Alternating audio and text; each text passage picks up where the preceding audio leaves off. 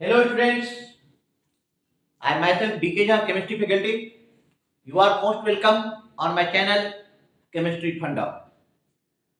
IIT JEE PYQ series जो IIT JEE previous year question bank का solution का series चल रहा है उसमें आज हम second chapter atomic structure start करने जा रहे हैं।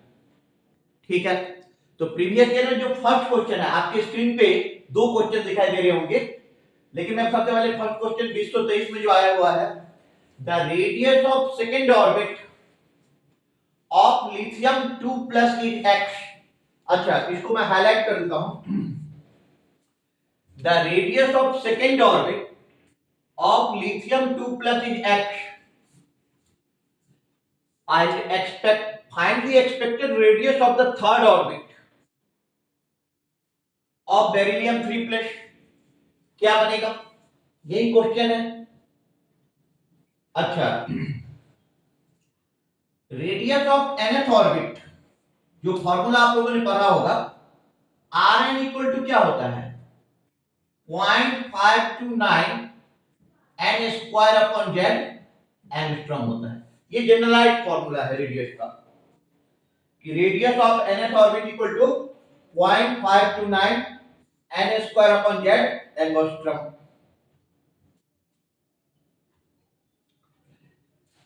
अच्छा, जब हम इसको जनरली हाइड्रोजन के लिए यूज करते हैं तो आर नॉट ले लेते हैं, इस वैल्यू को।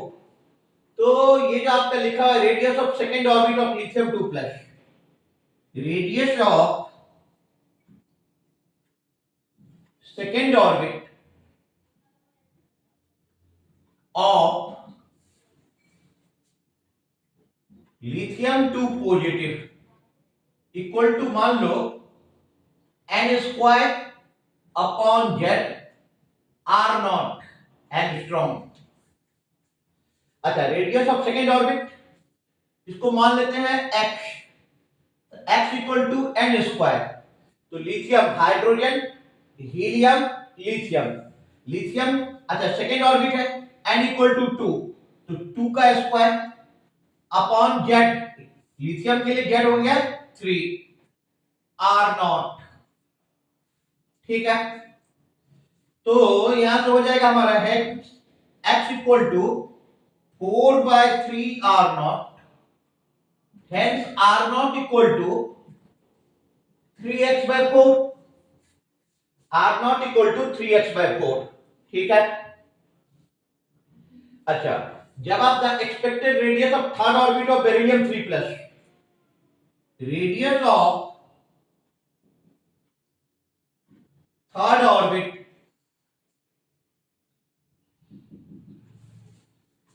of beryllium 3 plus equal to n square upon z into r naught। तो n स्क्वायर बेरिलियम के लिए, अच्छा थर्ड ऑर्बिट है बेटा, तो हो गया 3 का square, hydrogen helium lithium beryllium के लिए z हो गया 4।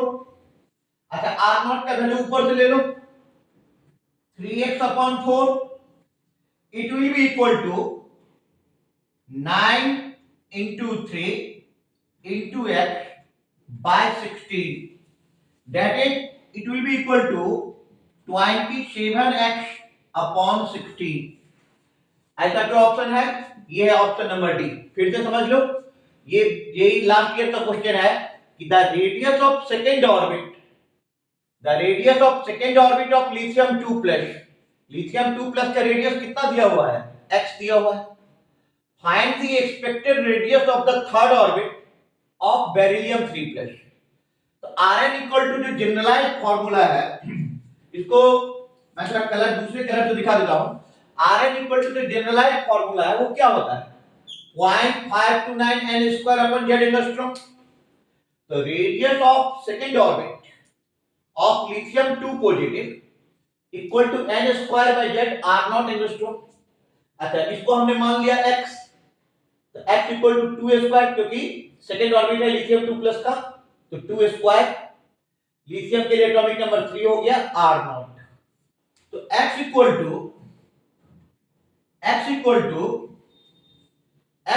टू हो जाएगा आपका 4/3 r not. So R naught equal to 3x by 4.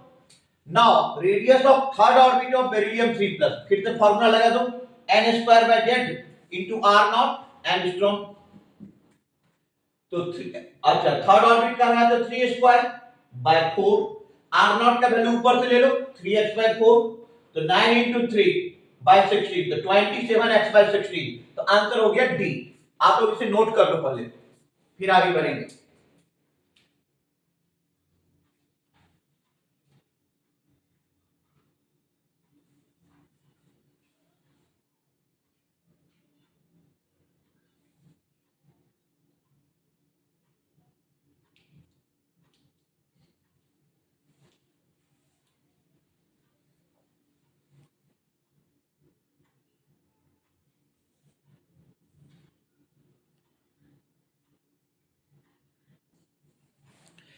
ठीक है बच्चों, अब हम सेकेंड क्वेश्चन की तरफ आ रहे हैं.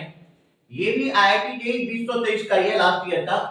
कह रहा है कि the shortest wavelength of hydrogen atom, the shortest wavelength of hydrogen atom in Lyman series is lambda. Shortest wavelength कितना है? लैम्डा है. Find the longest wavelength of Balmer series of helium plus. Very simple, आप लोग एक formula पढ़े होंगे, 1 by lambda equal to r z square 1 upon n1 square minus 1 upon n2 square. r z square 1 upon n1 square minus 1 upon n2 square. अच्छा, for Lyman series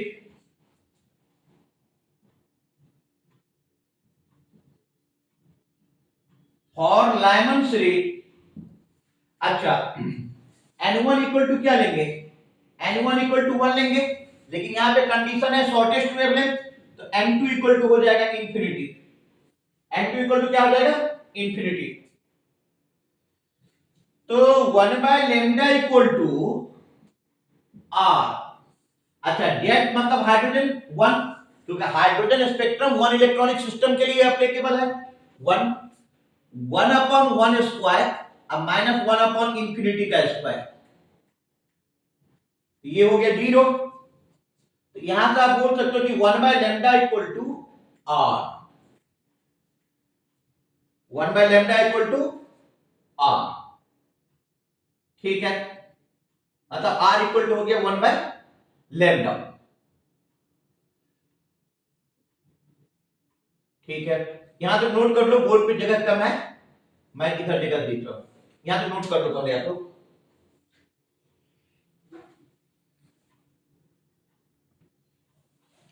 ठीक है, अब हमसे क्वेश्चन पूछ रहा है कि लॉन्गेस्ट वेवलेंथ निकाल लो Balmer series of helium plus. तो यहां पे for longest wavelength, for longest wavelength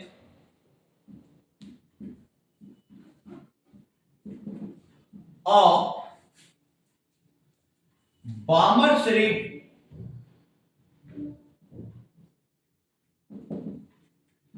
of helium positive.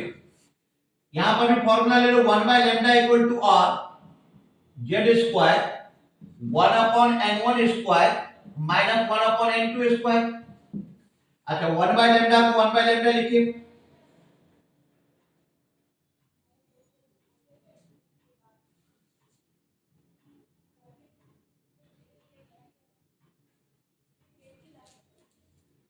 The shortest wavelength of hydrogen atom in Lyman series is lambda. ठीक है, यहां पे मान लो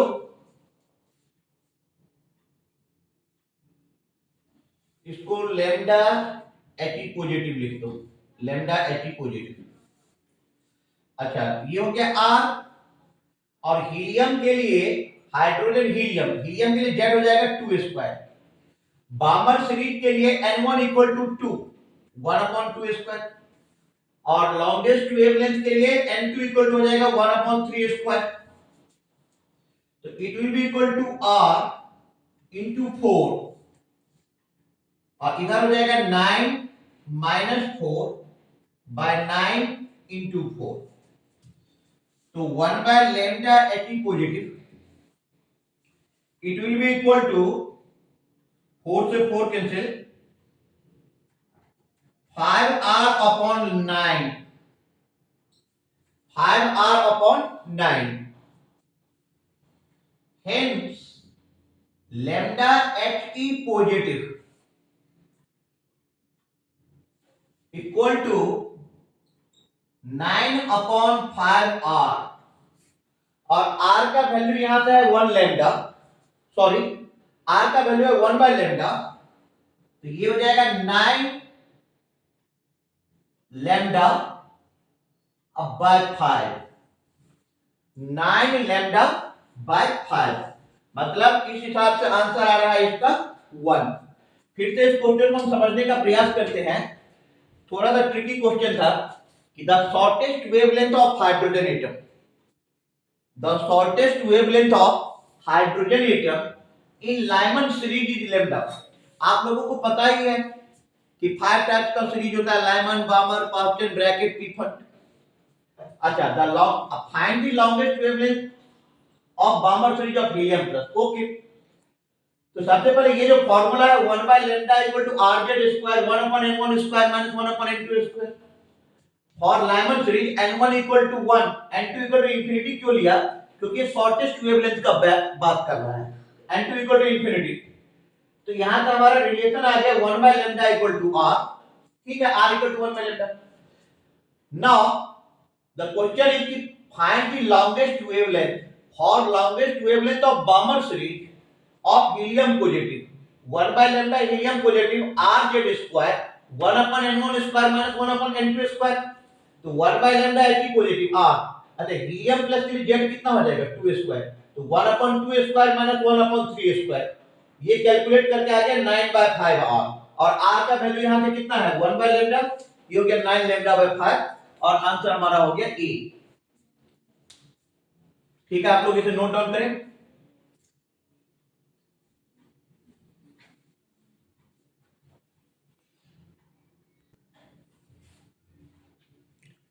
हेलो स्टूडेंट्स, ये हमारा आज के सीरीज का थर्ड क्वेश्चन है। ये भी 2023 में पूछा हुआ है लास्ट ईयर में। क्वेश्चन क्या है कि the wave function psi of 2s is given by, एक इक्वेशन यहां पे दिया हुआ है psi 2s equal to 1 by 2 under root 2 pi into 1 by a naught to the power 1 by 2 into 2 minus r by a naught into e to the power minus r by 2 a naught।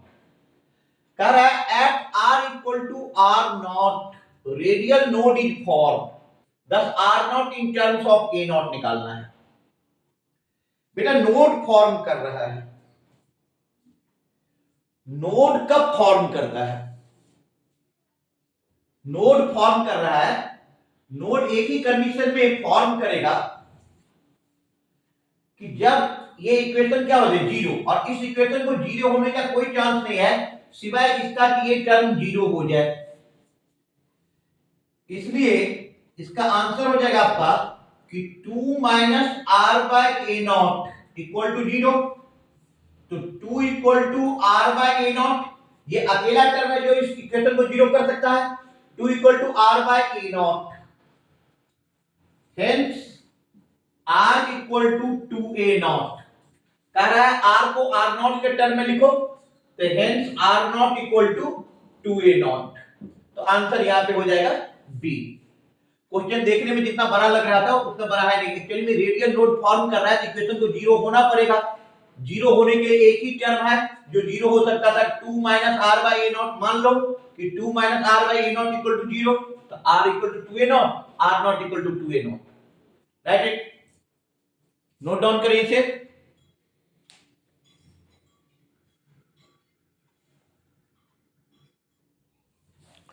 Hello students, अब जो previous year का ये series है उसमें next question है हमारे पास atomic structure से 2023 का क्वेश्चन है 2023 का।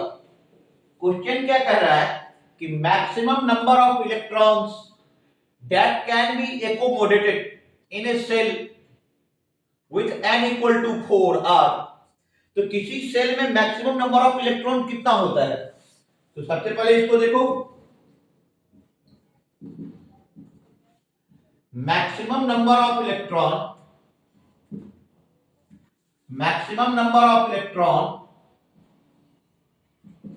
in any cell equal to 2n square, where n equal to orbit number. यहां पे n क्या है बेटा? ऑर्बिट नंबर है। क्या है? Orbit number. अब देखो तुम्हारे पास n इक्वल टू कितना गिवन है? 4। तो आंसर क्या बैठेगा? 2 इंटू 4 का स्क्वायर, तो 2 इंटू 16 इक्वल टू 32। तो आंसर हो गया 32। कैसे कर दिए कि maximum number of electrons in any shell equal to 2n square. n equal to क्या है? Orbit number. तो 2 इंटू 4 का स्क्वायर, तो 2 इंटू 16 32 हो गया। ठीक है, नेक्स्ट क्वेश्चन आ जाओ। ये IIT JEE 2022 2022 का है। ये क्वेश्चन कह रहा है कि which of the following set of quantum number is not allowed. इसमें से क्वांटम नंबर का कौन सा सेट है जो अलाउड नहीं है? अलाउड नहीं है कि मतलब पॉसिबल नहीं है, पॉसिबल नहीं है। सबसे पहले आप देखो कि ए की बात करें, n इक्वल टू 3। मैं जरा कलर बदल देता हूं तुम लोगों के लिए। मान लो हमने लिया n इक्वल टू 3, तो n इक्वल टू 2 हो सकता है, क्योंकि n इक्वल टू होता है 0 टू n माइनस 1, तो ये पॉसिबल है। और m होता है minus L2 plus L through 0, तो वो भी पॉसिबल है। तो समझने के लिए आप करो क्या ना कि मैं इधर का सीट खाली कर देता हूं,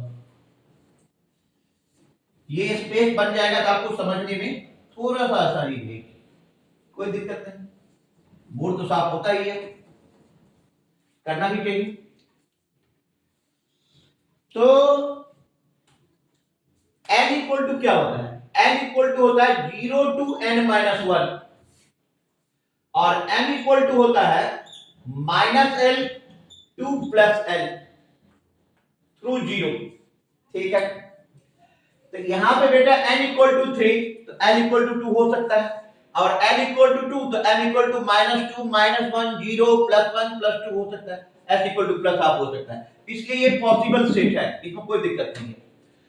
सेकंड में बी में आ जाओ, n इक्वल टू 3